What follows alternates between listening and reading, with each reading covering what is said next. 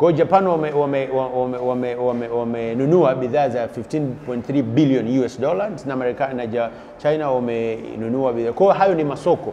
Kwa hiyo kuna Marekani 19 billion US dollars wananunua, Japan 15 wananunua. Kwa hiyo ukizungumzia Japan na China ambao ndio tuko nao karibu kwenye transportation, wana soko almost kwa takwimu za mwaka 2012 wana soko almost la bilioni 23 US dollars wanaingiza. Sasa ni sisi wengine tuliobaki kupambania hilo soko.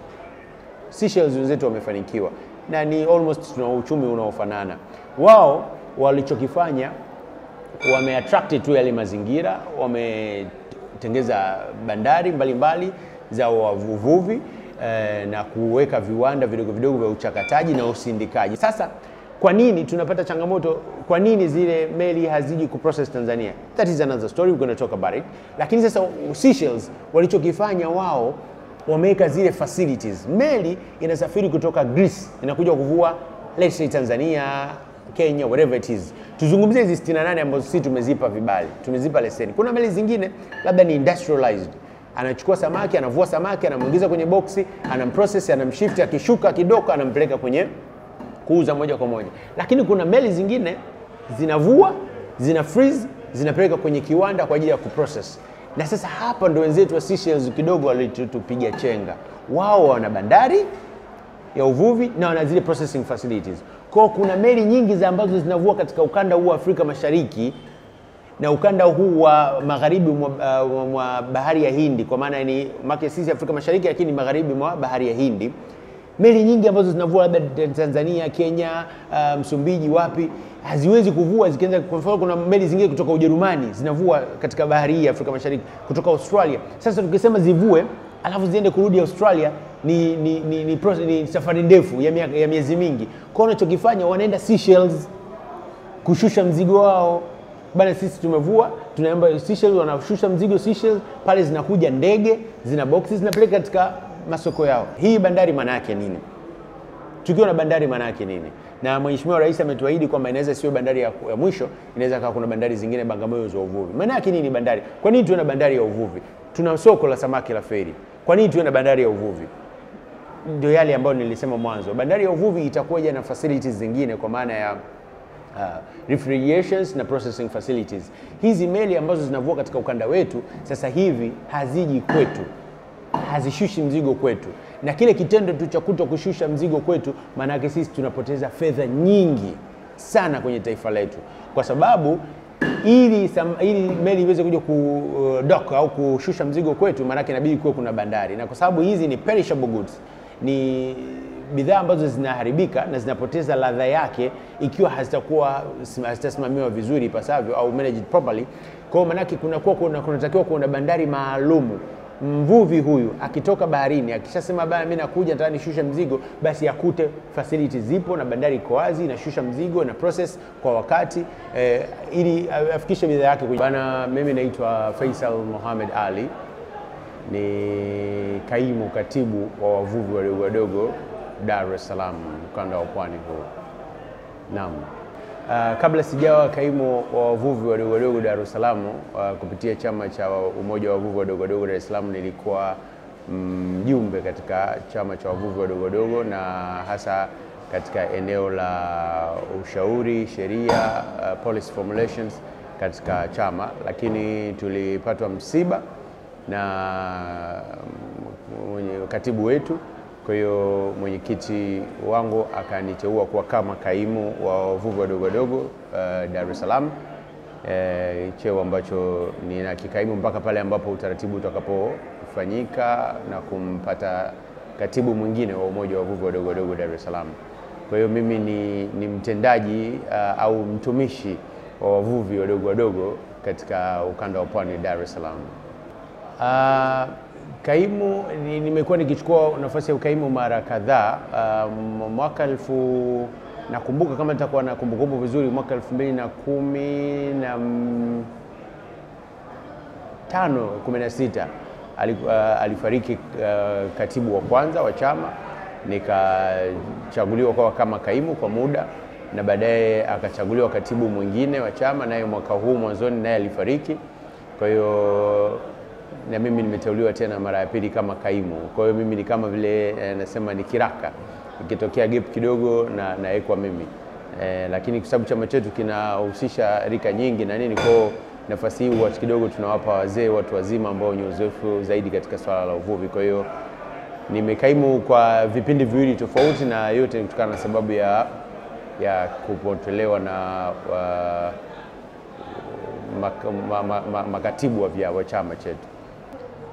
Katibu wa umoja wa wavuvi wa Dar es Salaam, umoja wa wavuvi wadogo Dar es Salaam ni kama kazi zingine tu za yeye, ni sekretari, ni katibu mktasi wa mkutano mkuu wa chama, lakini vile vile ndio mtendaji mkuu wa chama, mwandishi wa barua mbalimbali, mpokeaji mawasiliano, na pia kuunganisha kati ya wajumbe wanachama wa chama pamoja na uongozi, na kuchukua vile vile matatizo, changamoto za wavuvi kupeleka katika sehemu husika kwa ajili ya kuzitatua.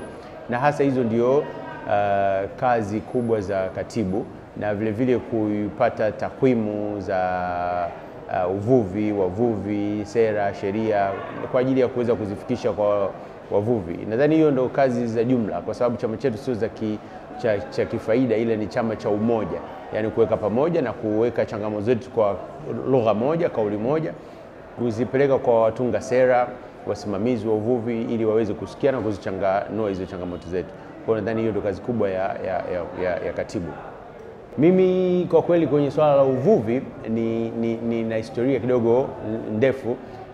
Actually mimi ni mvuvi ambaye tumerithi kutoka kwa wazee wetu, kwa baba yangu mzazi ambaye yeye alikuwa anavua, anatumia madau yale, na kwa kweli mbali na kuwa alikuwa anafanya kazi ya nyingine, lakini uvuvi ndio ambao umetusomesha, umetukuza, na tumepata kukaa madarasani kidogo kupitia uvuvi. Lakini kama inavyokuwa kawaida kwa wazee, wanapokuwa wamepungua nguvu, wanatamani zile kazi ambazo wanafanya wawape watoto wao. Kwa na mimi mzee aliniona labda nafaa kusimamia hiyo kazi ya uvuvi.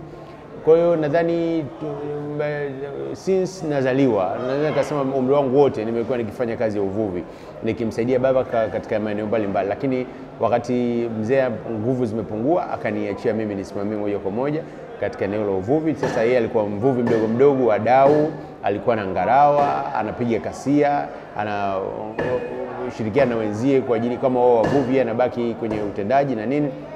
Sasa ule uvuvi kidogo ulikuwa wa kizamani, lakini mimi nikaja nikaboresha kidogo, tukaweka vyombo vingine, tukabadilisha aina uvuvi. Yeye alikuwa na uvuvi wa mshipi, sisi tukabadilisha, tukaweka uvuvi mwingine, na tukaanza kukua kidogo kidogo, sio sana, kidogo kidogo. Tulianza na chombo kimoja, dau moja, la pili, la tatu, na sasa hivi tunapiga hatua kidogo. Kwa hiyo katika uvuvi kwa kweli huu mdogo mdogo, niko nadhani naweza kusema almost miaka 30 ya utendaji kwa kipindi hicho. Rasmi kujihusisha na uvuvi tangu niko darasa la 7, kama nilivyosema, mzee yeye akienda kazini ananipa mimi majukumu fulani, bana kafuatilia hivi, kanunua hichi, kafanya hivi, watu wamerudi, kasimamie kuuza au kasimamie hivyo. Kwa tangu nikiwa very juvenile nilikuwa nisimamia kwenye kujihusisha na uvuvi. Mimi binafsi nimeanza tangu niko primary, especially nilipomaliza darasa la 7, mzee ndio akawa ananishirikisha moja kwa moja nimsaidie kazi zake, kwa sababu yeye alikuwa anaenda kazini. Kwa wakati mwingine wavuvi wakirudi wakiwa wamevua, mimi nakuja nasimamia kuuza na kutatua changamoto zao 2-3. Kwa hiyo kuanzia pale nikawa nimejihusisha moja kwa moja kwenye uvuvi. Naenda shule, nikipata nafasi najihusisha na uvuvi. Lakini nikipata likizo zile za form 2 au za katikati ya mwaka, basi najihusisha moja kwa moja kwenye kumsaidia mzee katika swala la uendeshaji wa uvuvi. Lakini rasmi kuifanya kama hiyo, tulikuwa tunatoa msaada kwa mzee, lakini rasmi kufanya kama ni shughuli ya kiuchumi, nadhani nilivyomaliza masomo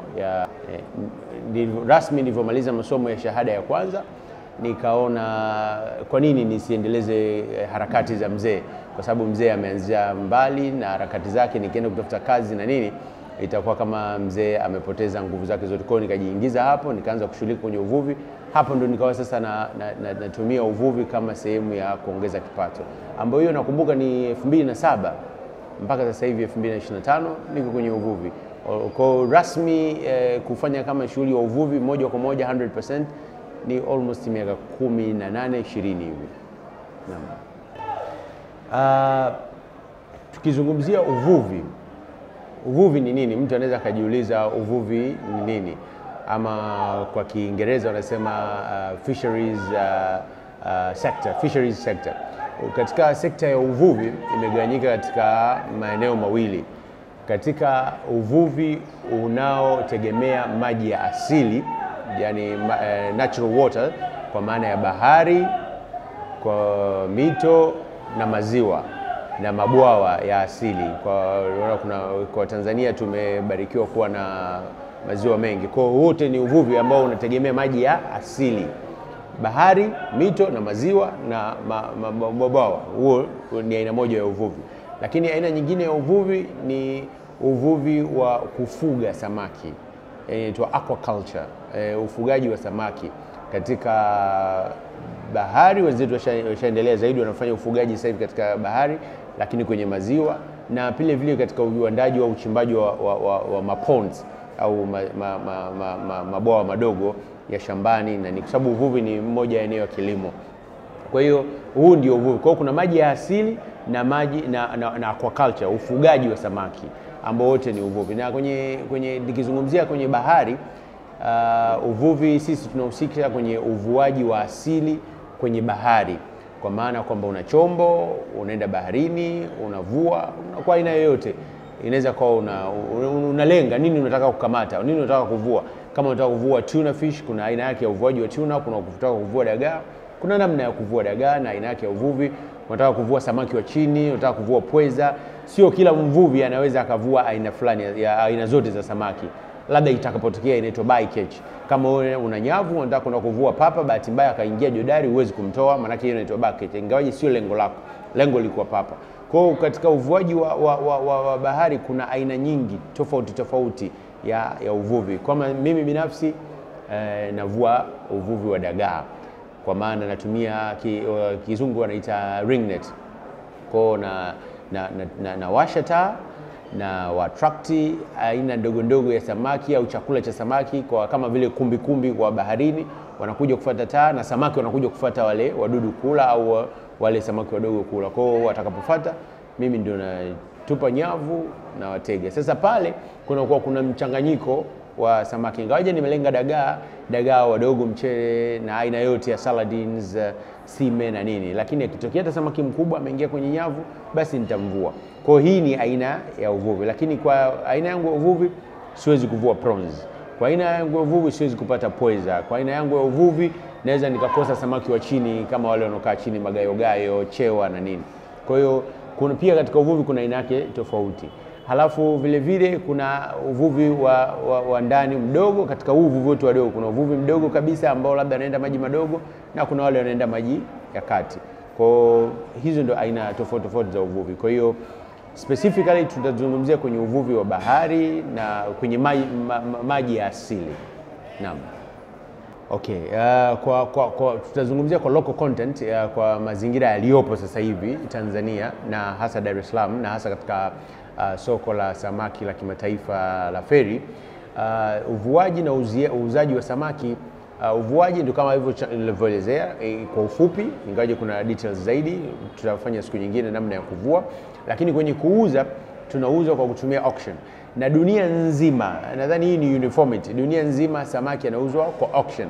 Itatofautiana tu teknolojia, aina ya ununuzi, namna ya uuzaji, lakini yote ni auction. Hata leo ukienda kuangalia soko la Japan wanavyofanya, wanauza kwa auction. Kwa na sisi hapa tunauza kwa auction kwa Dar es Salaam. Kwa hiyo demand and supply ni determination important sana kwenye price. Kwa high demand na low supply maana itakuwa high price. Tukivua sana, wavuvi wengi tumevua samaki kwa wingi tukaleta sokoni, kwa sababu ni mnada, bidhaa ipo nyingi, kwa sababu wateja wetu ni constant wale, kwa sababu sisi tunauzia wateja wakati wa jumla, na tumuuzii mlaji wa mwisho, tunamuuzia mteja wa jumla ambao ni sisi actually ni wale. Kwa hiyo ikiwa high supply, the same demand, kwa sababu demand ina remain constant, price inashuka.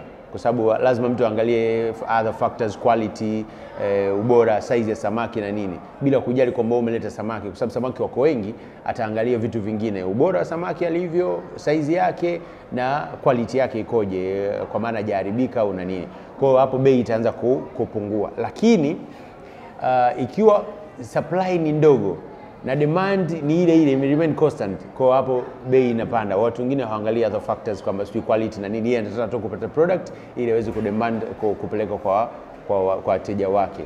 Kwa maana yake process ya price itakuwa bado iko juu kwa sababu demand ni kubwa, na price inakuwa determined na kwenye mnada kama auction ilivyo. Kwa maana mimi nimeleta samaki wangu, mtu mmoja atasema dalali atasema 2000, mwingine atasema 3000, kwa hiyo itapanda kutokana na demand. Kama kuna video maarufu imesambaa hapa, samaki aliuzwa ile milioni 3 na pointi, kwa hiyo ile ndio inavyokuwa auction. Kwa watu wenyewe wanaweka price kulingana na mahitaji yao. Hiyo ndio uuzaji. Sasa kuna swala la uchakataji. Uchakataji ni nini katika swala la samaki? Uchakataji umebadilika kwa sababu ni neno mtambuka. Yaani kuna neno mtambuka kwenye uchakataji. Sasa mimi nitabase kwa vile ambavyo mimi naelewa.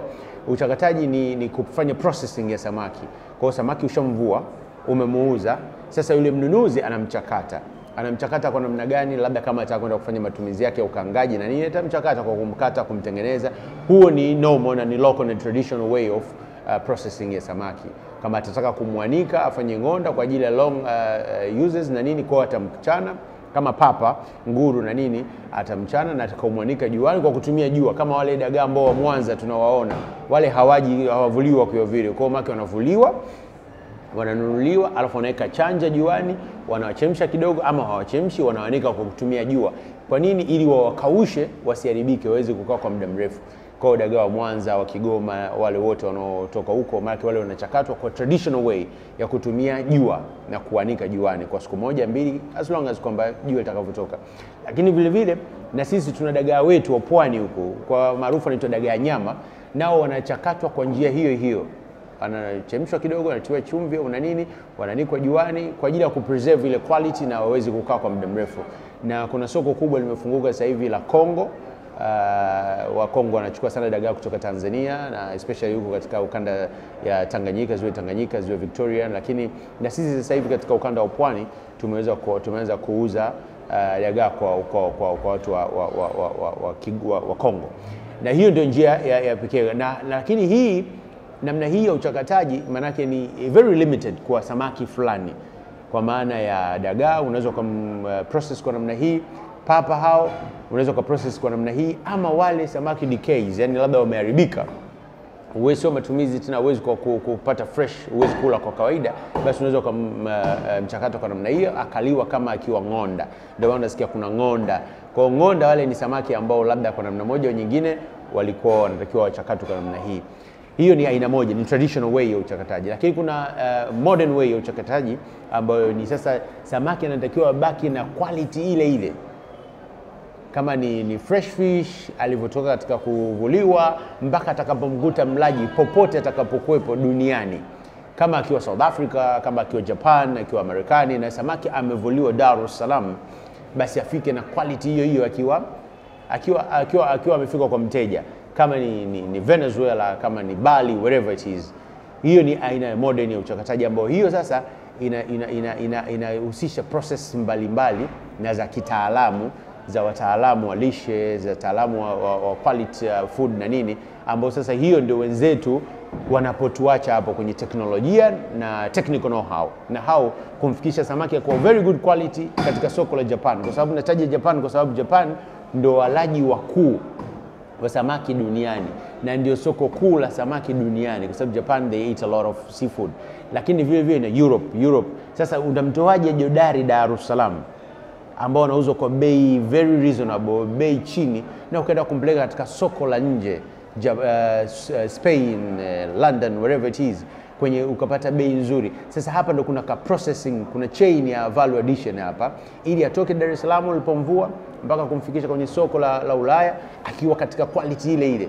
Sasa hapa inahusisha teknolojia, technical know-how, kemia kumlinda na nini, na processing kumhifadhi hivyo, na kuwa na wanasema chilling facilities au cooling facilities, ambao unamchill, unamprocess, unambox na kumpeleka katika soko. Hiyo ni modern way, lakini kwa traditional way ni ile, na modern way hii. Lakini kwa sasa hivi kwa wavuvi ambao sisi tunavua, bado soko la ndani ni kubwa kuliko tunavyo supply. Yani soko la ndani bado lenyewe hatujaweza kulitosheleza kutokana na sababu mbalimbali. Kwa hiyo sasa hivi sisi tukiuza, tunauza kwa ajili ya kulisha soko la hapa. Kwa hiyo bado zile processing ya uchakataji bado hatujaanza kuinvest kwa sababu hatuna surplus ya production. Kuna uvuvi, labda tunazungumzia swala la uvuvi. Uvuvi tunasema ni sekta ambayo itatupigisha hatua kama taifa.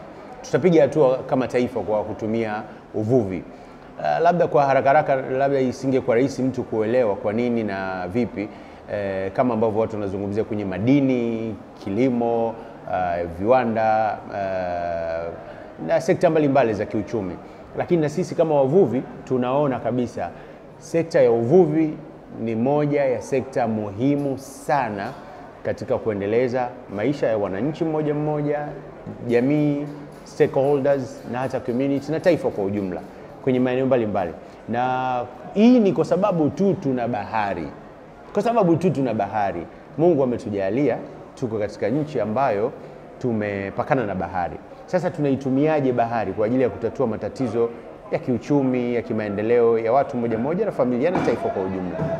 Na hii tutaizungumzia kwa kifupi kutokana na muda sio rafiki sana, lakini nitajaribu kugawanya uvuvi ukoje, uvuvi ni nini, na kwa nini watu wafanye uvuvi, na kwa nini taifa liwekeze fedha kwenye uvuvi, na kwa nini kuna sera bora za uvuvi, na kwa nini watendaji waangalie kwa jicho la upana kabisa kwenye uvuvi. Nitazungumza kwa uchungu kidogo na furaha na faraja na ushauri kidogo kutokana na tukiangalia, kwa sababu tukiangalia kwenye product zingine kuna standards za product ya nchi fulani na nchi fulani na nchi fulani. Nchi kama Tanzania, nchi zingine sikipenda kutaja majina, ukiwa na competition ya product ni inakuwa ngumu kwa sababu ya standards. Bwana, wewe umezalisha product hii, standard yako hii, na nchi nyingine standard yake tofauti. Lakini tukizungumzia samaki standard ile. Samaki atakayevuliwa Dar es Salaam ndio samaki huyo atakayevuliwa China, Japan, Malaysia, Marekani, wapi. Kwa ni samaki yule. Kwa ni namna tu fulani ya kuweza kufika soko vizuri. Kabla tujafika kwenye soko tuzungumzie uvuvi. Uvuvi umegawanyika katika sehemu kuu tatu. Ya kwanza kuna uvuvi wa maji madogo. Kwa sababu bahari, nitajikita kwenye bahari. Bahari imegawanyika katika sehemu tatu kisheria. Kuna territorial water, maji ya kimpaka, yani kutoka kwenye pwani, kwenye fukwe mpaka maji ya kimpaka. Hayo ni nautical mile 12. Kwa maana hapo ni mpaka wetu wa kitaifa. Kwamba mtu akiingia lazima aulizwe una visa na nini kwenye nautical mile 12, ambao sisi tunavuka kidogo kama Unguja kidogo tunavuka. Kwa mtu akiingia pale either atakuwa ni migration officer wawepo, ndio wenzetu nchi zingine wana coast guards. Yani zile coast guard maana yake wanalinda mipaka ya kinchi. Kwa hiyo ni territorial water.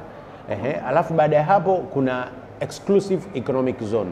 Yani kuna exclusive economic zone. Sasa hii ni nini? Exclusive economic zone ni maji yaliyopo beyond territorial water. Mwaka 1100 kama nitakumbuka vizuri 49, rais wa Chile na Venezuela walileta proposal kwenye United Nations.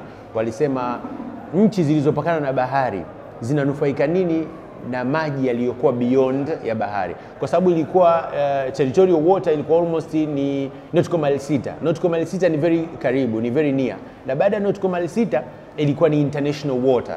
International water maana yake ilikuwa free for the globe, for globe to explore. Kwa maana yake kipindi kile cha vita kuu ya dunia mwaka 1945-49, superpowers nations walikuwa wanaweza kushambulia kirahisi zile nchi ambazo hazina nguvu. Walikuwa wanasogea hadi nautical mile 7. Yuko karibu kabisa na nchi, kwa maana yake ilikuwa rahisi kumshambulia kutoka katika international water. Yeye yuko international water, lakini tuko mile 7 ni almost kilomita kama 15 hivi kutoka offshore. Kwa sasa rais wa Venezuela na nadhani na wa Chile walipeleka proposal United Nations mwaka 49, wakasema kwanza wangetamani kuongezewa iwe at least territorial water iwe mbali zaidi, hata mtu akitaka kuingia iwe mbali na range. Zamani wakazungumza mbali na range ya cannons, yani mabomu yale yawe mbali, kwa sababu ilikuwa nautical mile 7 ni karibu na mabomu ya melini wanarusha kwenye pwani, lakini yeye yuko international water. Sasa wakasema tuongezewe territorial water. Kwa hiyo proposal ya kwanza. Alafu je, baada ya territorial water nchi ambayo ipo kwenye coast itanufaika vipi? Je, ni international water? Nani atailinda? Nani atailinda mazingira? Nani atalinda usalama wake? Au haramia watakuwepo? Nani atalinda? Kwa wakaomba bana hata waongezewe ile iwe exclusive economic zone, wailinde nchi husika, wanufaike na waweze kulinda mazingira ya eneo hilo. Hiyo ndio ilikuwa proposal. Nadhani majina tutafuatilia baadaye ya hao rais. Wakapambana hivyo, lakini mwaka 1982 United Nations waka review hizo proposal na wakaziingiza katika International Law of the Sea. Kwa hiyo sasa hivi territorial water of the coast inakuwa ni nautical mile 12, halafu kuna nautical mile 200 beyond the nautical mile water, nautical mile 12. Hiyo sasa ndio inaitwa exclusive economic zone, kwa maana hiyo ni eneo la kimaendeleo la kiuchumi la taifa husika, ambao watakuwa na mamlaka ya kulinda mazingira, wana mamlaka ya kuexplore kilichopo katika hiyo nchi, na wana mamlaka ya kusimamia hayo maeneo kwa maana ya leseni na nini. Sasa hapo ndio tunataka kujikita. Hii exclusive economic zone ni nini? Make ni maji yaliyokopo almost nautical mile 200, ambao ni sawa almost kilomita 500 za mraba. Tanzania tuna almost kilomita 1000. Sorry, let me check it and then I will confirm.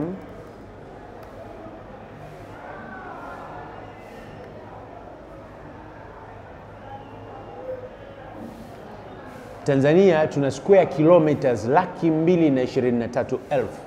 223,000 za EEZ. Haya yote maji ni ya kuexplore. Kuna nini katika hayo maji? Kuna samaki, kuna ruby, kuna mafuta, kuna madini, kuna gas, kuna oil, kuna everything. Hiyo ni eneo letu la kiuchumi. Sasa hayo mambo gas, ruby na nini tunaachia watu wengine. Sisi tunazungumzia samaki. Katika hili eneo ni vast area na ni sehemu ambayo kuna samaki aina mbalimbali.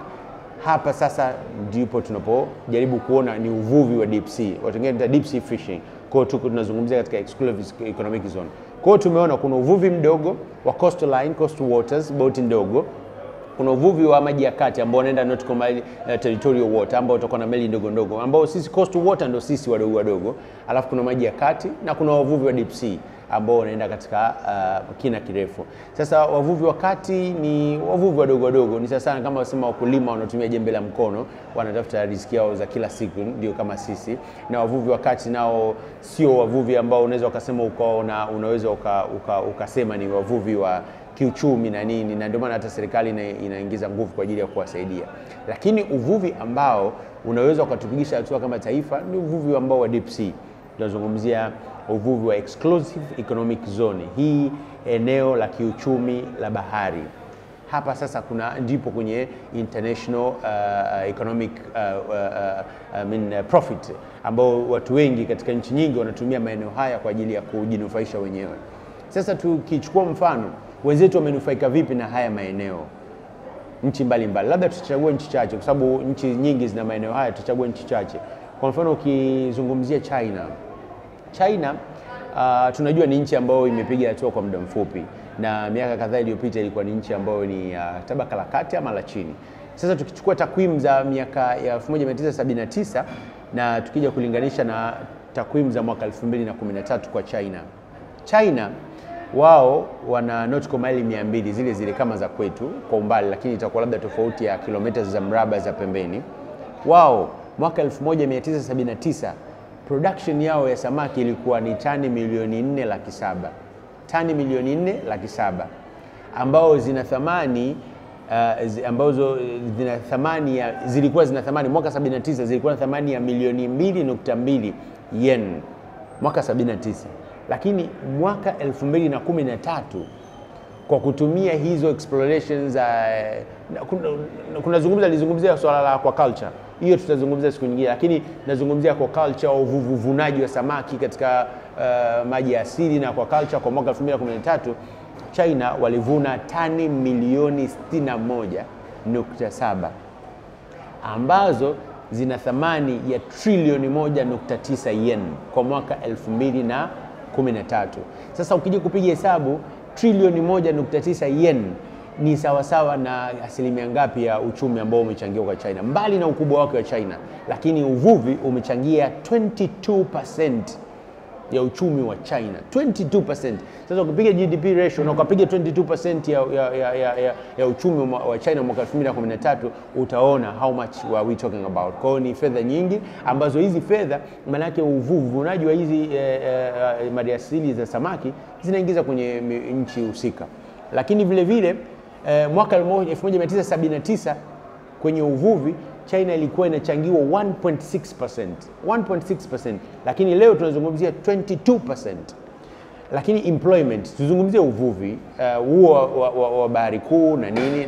Kwa hiyo mwaka 1979 tunaamini China ilikuwa kama Tanzania kwa sasa, kwa maana ya data statistics zilivyo, kwa sababu sisi Tanzania sasa hivi uvuvi wetu unachangia kwenye uchumi, kwenye GDP 1.8, asilimia 1.8 ya uchumi wetu sasa hivi, ambao mwaka 79 uvuvi ulikuwa unachangia China 1.6, cause almost sisi tulipo sasa na China walipokuwa mwaka 1979 it is similar. Sasa mwaka 1979 sekta ya uvuvi, sekta ya samaki, fisheries area, China ilizalisha ajira milioni 2.65, milioni 2.6 ajira waliajiriwa direct katika uvuvi. Lakini mwaka 2013 takwimu zinaonyesha Wachina milioni 14.4 waliajiriwa kwenye sekta ya uvuvi. Milioni 14.4 waliajiriwa katika milioni 14.4. Ni maana yake nini? Maana yake ukiangalia sensa za mwaka 2022 Dar es Salaam ilikuwa na watu milioni 7.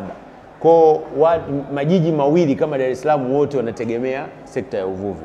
Kwa maana yake hiyo tunajua ni policy na nini, formulation na vitu kama hivyo. Wavuvi peke yake mwaka 1979 China walikuwa milioni 1.3 kama sisi, yani wavuvi ambao tunaenda kuvua, kwa sababu ajira za milioni 14 ni pamoja na chakataji, wa processors na nini. Lakini wavuvi peke yake walikuwa wanajishughulisha kwenye uvuvi mwaka 1979 walikuwa milioni 1.3, mwaka 2013 walikuwa milioni 7.1. Yani watu wote wa Dar es Salaam walikuwa wanajihusisha katika uvuvi, walikuwa wanavua moja kwa moja. Lakini vile vile ukiona pato net worth ya Mchina mmoja mwaka 1979 ya uvuvi ilikuwa ni rani 13, rani 93, yani yeni 93 walikuwa wanapata kwa mwaka, ambao na sisi ukiangalia kwa mwaka ni humo watu wanapata labda dola 100 kwa mwaka ile income.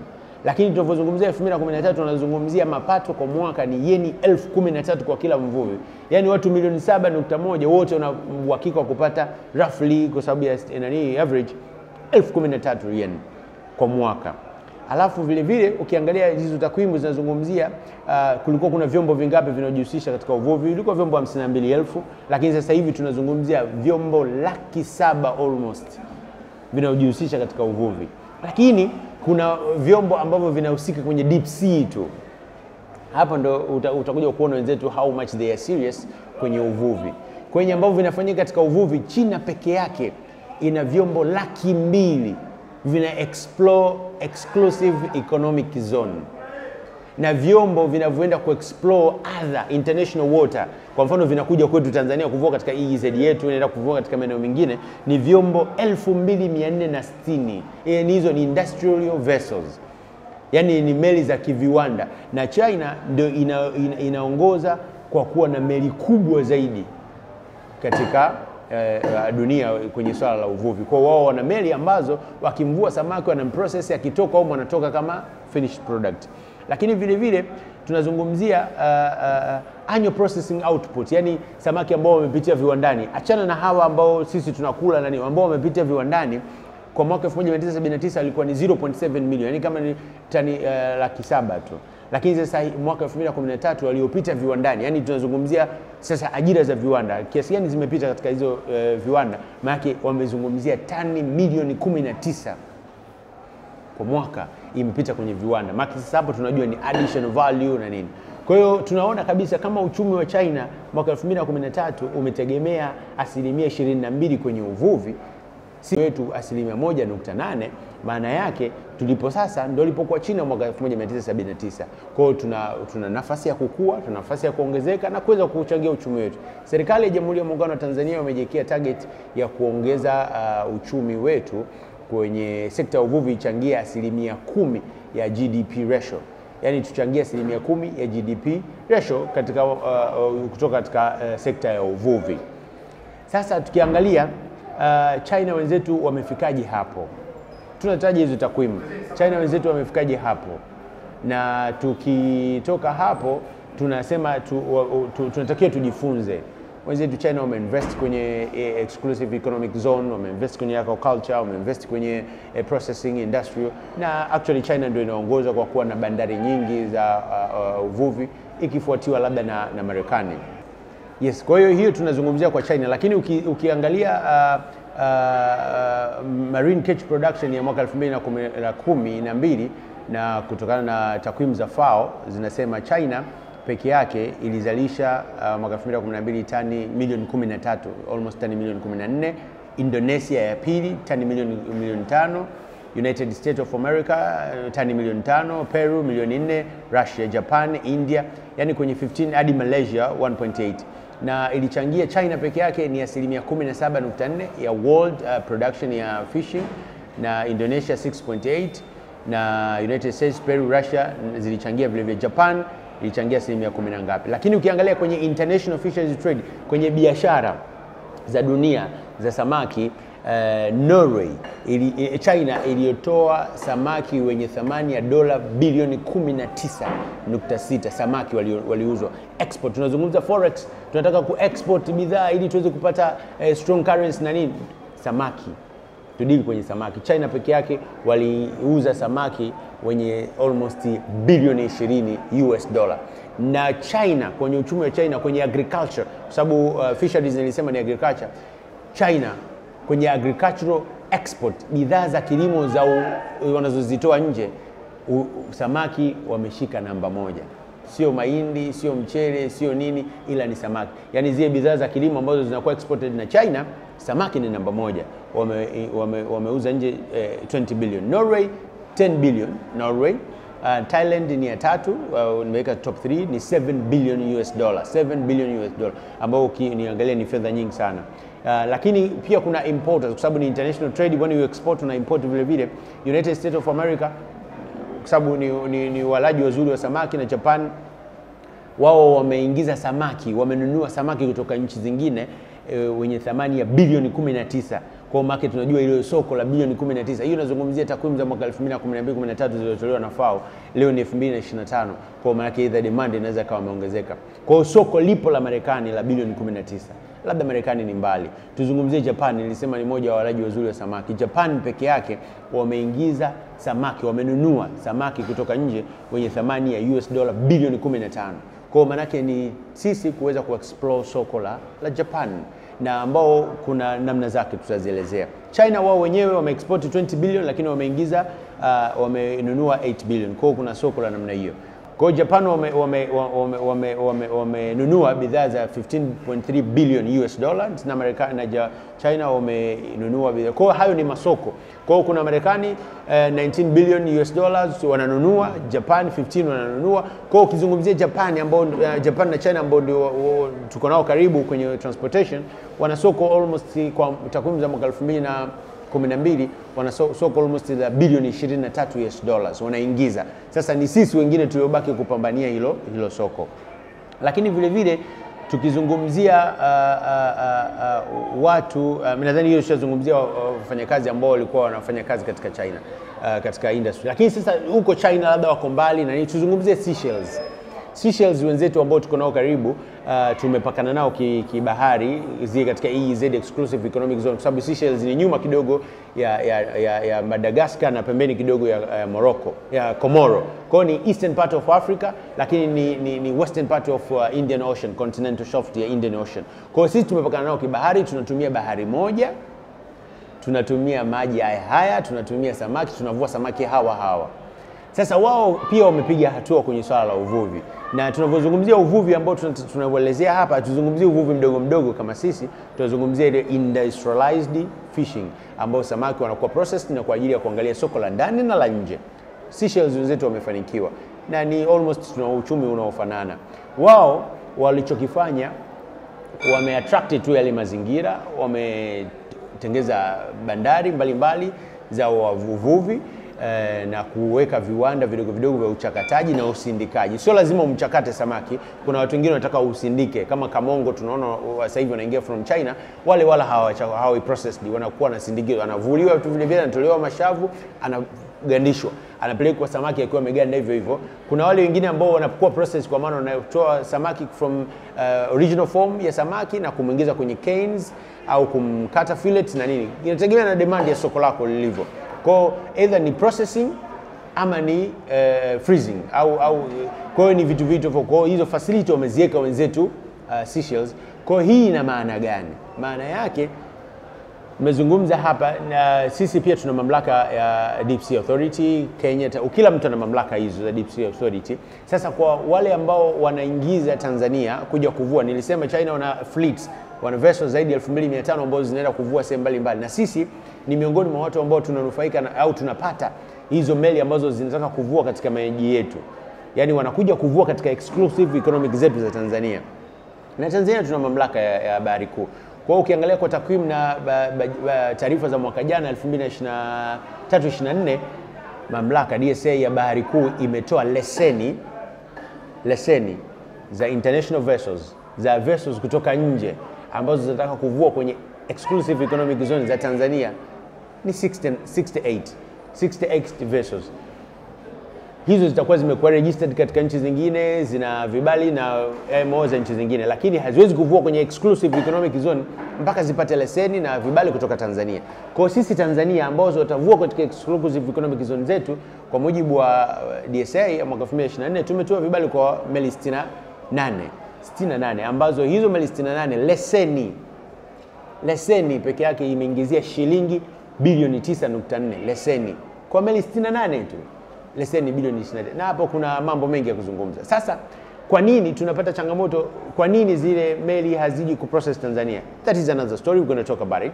Lakini sasa Seychelles walichokifanya wao, wameweka zile facilities. Meli inasafiri kutoka Greece inakuja kuvua let's say Tanzania, Kenya, whatever it is. Tuzungumzie hizi 68 ambazo sisi tumezipa vibali, tumezipa leseni. Kuna meli zingine labda ni industrialized.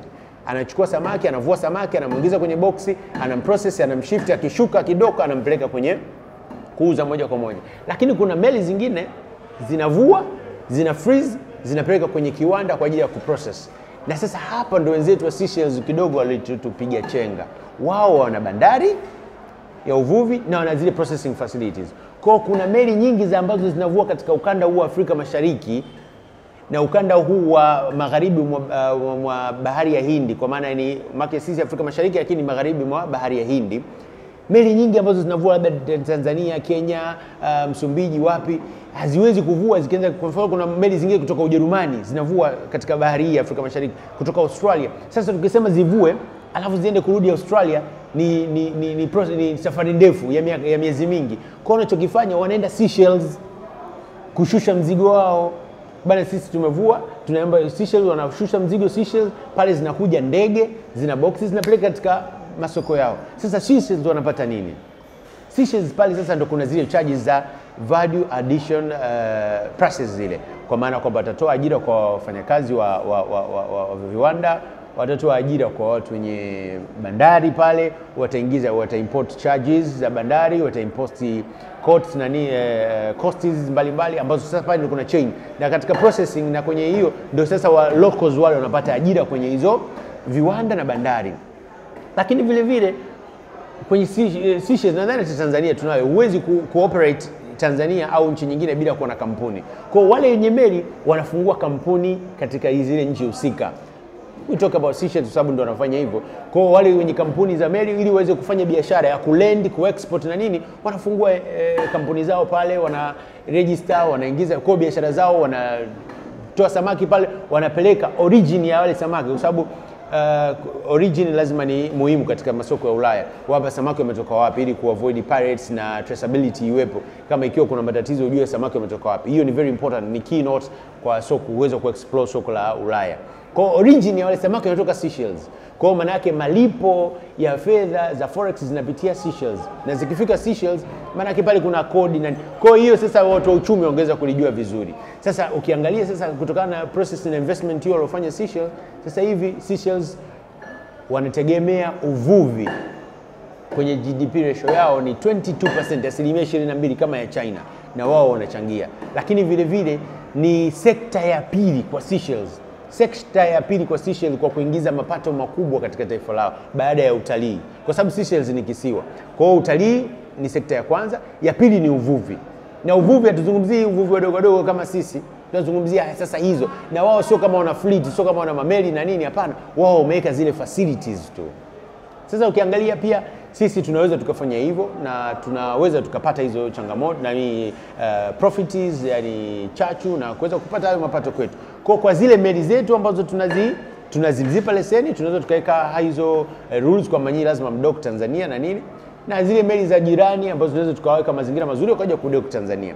Na hii inawezekana kwa sababu nchi, kwa mfano nchi za zingine, kwa mfano nchi ya Japan ukitaka kuvua katika exclusive economic zone zao wanakupa leseni na rates tofauti za leseni vile vile, lakini vile vile wanakuambia crew, wale wafanyakazi wa kawaida ambao sio professional, sio engineer, sio captain, sio chief officer, crew upate kutoka katika nchi husika. Bana wewe meli yako inachukua crew 42 au 50 60, basi hawa crew 60 watoke kutoka nchi husika, watoke Japan. Na nchi hivyo wanafanya Senegal, wanafanya nchi zingine, wanafanya hivyo. Kwa maana tayari unatoa ajira. Lakini sisi kwa Tanzania most of their fleets ambazo zinatoka nje crew hawatoki Tanzania. Na sio by mistake, lakini kwa sababu zile meli zenyewe hazilendi Tanzania, haziji kudock Tanzania. Kwa sababu hata crew inakuwa ngumu kupata Tanzania. Lakini hiyo tukiwa na bandari, market tunaweza tuka manage hiyo. Wale normal crew. Sasa piga hesabu kama fleet 70 crew inachukua crew 50 mara 70, market tayari ishatoa ajira kwa vijana 350 ambao wanaweza kaingia katika hizo meli na wana shift kwa almost mara mbili, ni almost ajira 700 kwenye meli peke yake. Sasa hii imekuwa kelele kwa muda mrefu, tunawapa taarifa viongozi na tunashukuru serikali ya awamu ya 6 na pia serikali zilizopita zimekuwa wasikivu katika eneo hili na tumekuwa tukishirikiana nao kwa dhati kabisa. Na kuna changamoto nyingi za doria katika, tunaibiwa sana katika exclusive economic zone, watu wanapata leseni moja wanavua meli zaidi ya moja, wana overfishing kwa sababu pia kuna mambo mengi hapa. Nadhani tutapata muda mwingine wa kuzungumzia sarakasi zilizopo katika exclusive economic zone na how tunatakiwa kusimamia.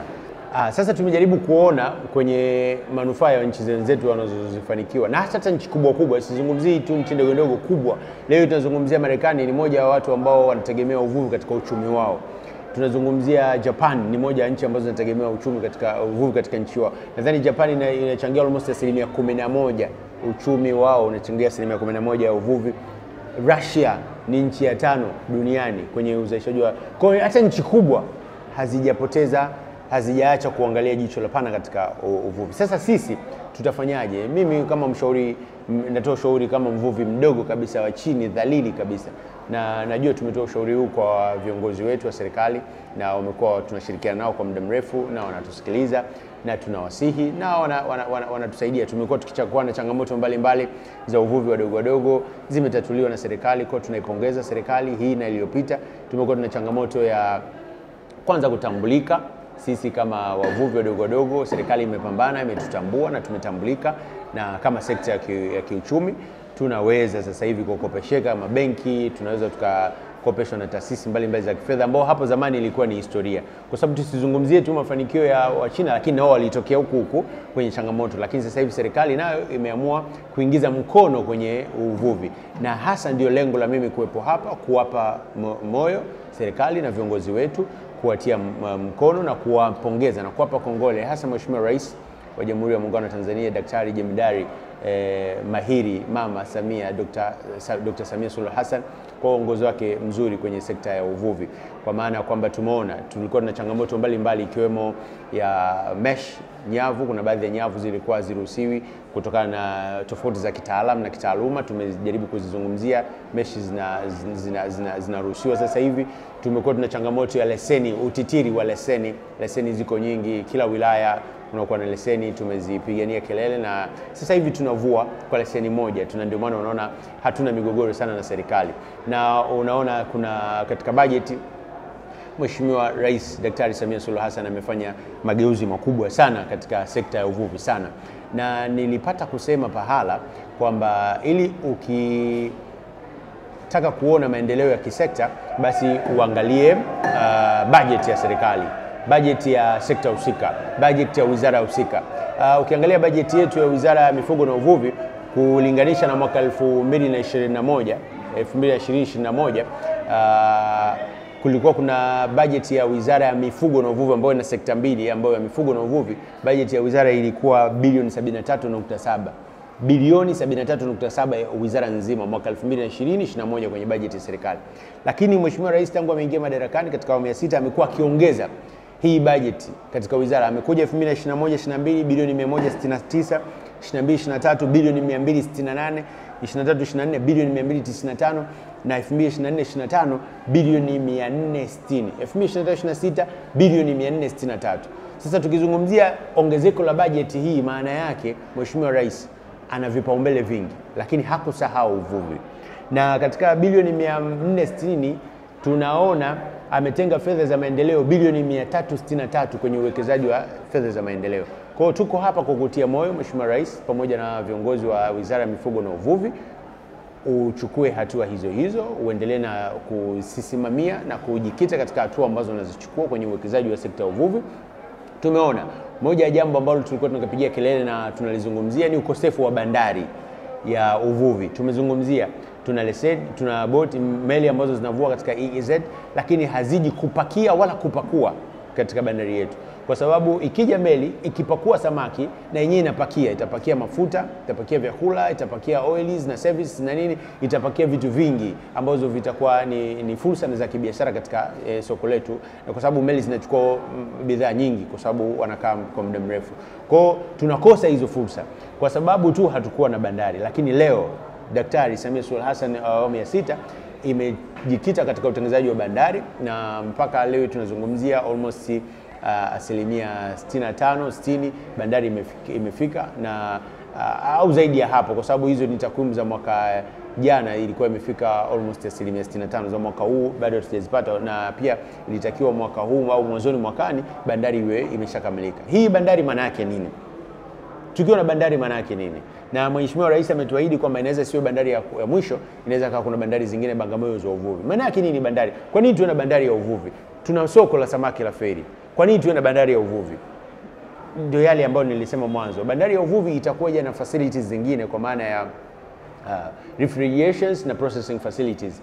Hizi meli ambazo zinavua katika ukanda wetu sasa hivi haziji kwetu, hazishushi mzigo kwetu, na kile kitendo tu cha kutokushusha mzigo kwetu, maana yake sisi tunapoteza fedha nyingi sana kwenye taifa letu, kwa sababu ili meli iweze kuja kudock au kushusha mzigo kwetu, maana yake inabidi kuwe kuna bandari. Na kwa sababu hizi ni perishable goods, ni bidhaa ambazo zinaharibika na zinapoteza ladha yake ikiwa hazitasimamiwa vizuri ipasavyo au managed properly. Kwa maana yake kunatakiwa kuwa na bandari maalumu. Mvuvi huyu akitoka baharini, akishasema bana mimi nakuja nataka nishushe mzigo, basi akute facilities zipo na bandari iko wazi, inashusha mzigo na process kwa wakati ili afikishe bidhaa yake kwenye soko lake. Sasa anapokuja hapa akashusha mzigo, maana yake mzigo wake utakuwa process Tanzania, na kuna bandari itapata ajira, viwanda vitapata ajira, processing costs zitakuwepo Tanzania. Lakini na yeye hawezi ku export from Tanzania bila kuwa na kampuni. Lazima atatengeza kampuni Tanzania, ataziregister kwenye usajili wa kampuni, na hataweza kufanya biashara yake kwa kutoka Tanzania kama origin ya bidhaa zake. Ili aweze ku export nje inabidi atoe Tanzania na awe na kampuni. Maana akiwa na kampuni original au source of income yake itakuwa Tanzania. Na kwenye source of income kwa mujibu wa sheria zetu za kodi, maana yake source of income ikiwa Tanzania, maana yake is liable to be taxed. Kwa maana yake atakuja kupiga hesabu zake Tanzania.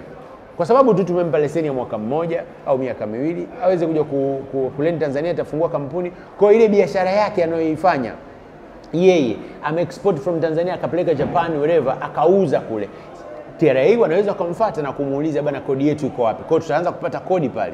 Lakini kwenye value addition sasa, pale kutokuwa kuna packaging processes zote zitatoka Tanzania. Kwa hiyo the whole chain of added valuation zitapatikana Tanzania. Kwa hapo tutaona sasa kuona mapato ya Tanzania kwenye eneo la kodi, na tunaweza kunufaika zaidi kutokana na ajira na nini. Na vijana wetu ambao hawana ajira na wamesomea shughuli za uvuvi na ubaharia, basi watapata fursa za kupata ajira moja kwa moja. Lakini hizi tunazungumzia zile meli ambazo tumezipa leseni sisi, lakini kuna meli zinatoka nchi za jirani, nchi zingine ambazo hawana hizi facilities.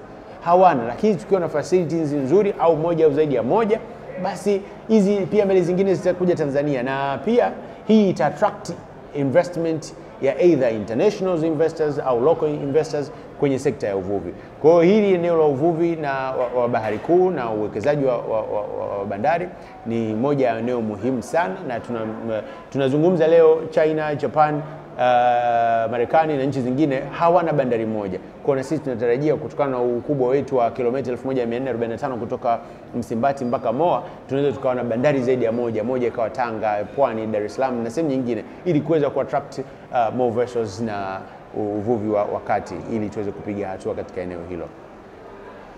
Na vile vile tunatumia fursa hii kumshukuru Mheshimiwa Rais kwa sababu ametupigania sana sisi wavuvi. Na hapo kabla nakumbuka ukisema mvuvi, maana yake unaonekana kwamba wewe ni mtu dhaifu, dhalili, lakini Mheshimiwa Rais amekuja kutukomboa. Leo hii tunazungumza, Mheshimiwa Rais alitenga katika bajeti yake mwaka 2022, 23, 24 alitenga bilioni 11 kwa ajili ya ukopeshaji wa wavuvi wadogo katika ukanda wa pwani na maziwani, wa boti za kisasa na vifaa vya kisasa kabisa, ikiwepo nyavu, GPS, mashine za kisasa mpya, fiber boats kwa ajili ya kuweza kuwezesha kuvua katika maji ya ndani na maji marefu, maji makuu, ambao wanufaika wapata boti 200, na wanufaika kutokana na takwimu wamenufaika zaidi ya watu 2350. Hiyo mikopo ambayo haina riba ni mikopo ambayo unapewa na unarudisha. Na hii ni chachu, imekuwa chachu pia kwa sehemu zingine. Tunaona Mheshimiwa Rais ameonyesha mfano kwa kukopesha watu, lakini leo hii tunavyozungumza, halmashauri nazo katika 10% za mikopo kuwapa vijana na kina mama na makundi maalum wameweza kuwapa vijana wavuvi. Tunaona halmashauri ya Kigamboni imetoa boti moja yenye thamani ya almost milioni 70 kuwapa wavuvi, vijana wa kivuvi, na sasa hivi wanafanya vizuri na marejesho yao yamekuwa mazuri. Na pia tunaona Mheshimiwa Rais ameandaa sera ya urasimishaji ya sekta ya uvuvi kupitia BBT. Tunaona sekta za taasisi za kifedha sasa hivi zinakopesha watu. Mimi mmoja wapo ni mnufaika to declare interest. Nimeweza kukopeshwa na benki ya CRDB awamu ya kwanza.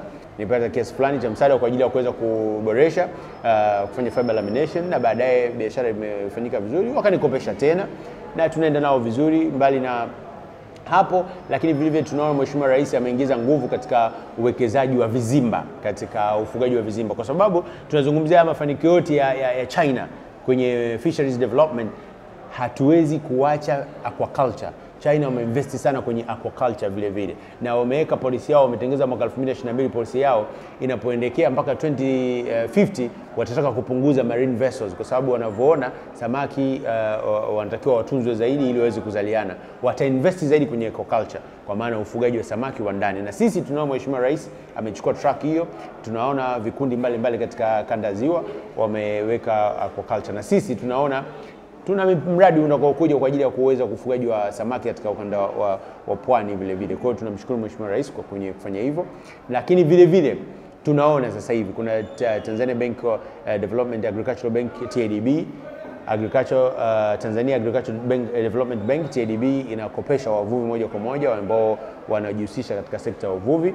Lakini vile vile tunaona Mheshimiwa Rais amefanya juhudi kubwa kabisa ya kipekee, serikali hii na iliyopita, ya kufufua Tafiko, shirika la uvuvi Tanzania ambalo lilikuwepo tangu enzi za Nyerere, lakini hapa kati likapotea kidogo, lakini Mheshimiwa Rais ametia nguvu na fedha, tunaona linafufuka na sasa hivi linaanza kufanya kazi zake kwa ajili ya kuweza kutusaidia sisi wavuvi wadogo wadogo kupata barafu kwa ajili ya processing na kwa ajili ya uhifadhi wa samaki. Vile vile tunaona mikakati yao kwa ajili ya kuingiza meli na za kwao ziweze kuvua EEZ. Kwa hiyo hizi zote ni chachu kwa maendeleo ya uvuvi, na tunamshukuru Mheshimiwa Rais wa Jamhuri ya Muungano wa Tanzania. Tumeona kwa mfano benki ya CRDB kama takwimu zitakuwa ziko sawa sawa, kwa mwaka uliopita wa 2024 waliingiza zaidi ya bilioni 27 kwenye sekta ya uvuvi. Bilioni 27 kwenye sekta ya uvuvi ni fedha nyingi kwa wavuvi, maana nadhani tunatarajia na wao kama takwimu ziko sawa wataongeza baadaye, basi itakuwa tutapiga hatua, na sisi wengine wavuvi wadogo wadogo tutatoka kwenye uvuvi mdogo tutaenda kwenye uvuvi wa kati, na siku moja na sisi tutamiliki meli zetu za kizalendo na tukaenda kuvua EEZ pamoja na kulinda rasilimali zetu za EEZ. Nashukuru sana Mheshimiwa Rais, tunakutia moyo, endelea kutuona kwa jicho la pekee wavuvi wa Tanzania. Vile vile kwenye uwepo bandari, mbali na kuwa kuna faida zote za kiuchumi, upatikanaji wa kodi, ajira na maendeleo ya uvuvi, lakini sisi kama wavuvi wadogo wadogo tunaona uwepo wa bandari ya uvuvi ni manufaa kwetu, kwa sababu tutapata fursa ya kuelimika namna bora ya uvuvi, namna bora ya uhifadhi wa samaki wa vijana wetu tutakaopata kazi katika hizo meli zitakazoweza kulendi katika bandari yetu.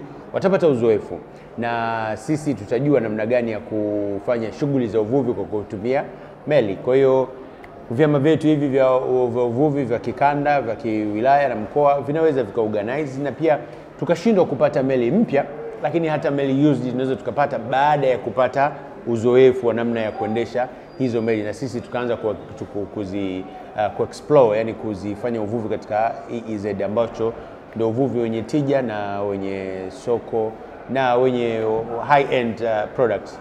Kwa hiyo tunadhani hiyo pia ni faida, lakini vile vile mbali na sisi wavuvi na local investors, kuna watu wengi Tanzania au East Africa wana mitaji ya kutosha ya kuwekeza, lakini kwa sababu hawajaona, hakuna facilities, wanashindwa kuwekeza katika sekta ya uvuvi. Lakini uwepo wa bandari itakuwa chachu na hata kwa local investors, kwa wawekezaji wa Tanzania kuweza kuingia katika sekta ya uvuvi na kuweza kuongeza pato la taifa na la kwao binafsi na kutoa ajira kwa vijana wetu wa Tanzania.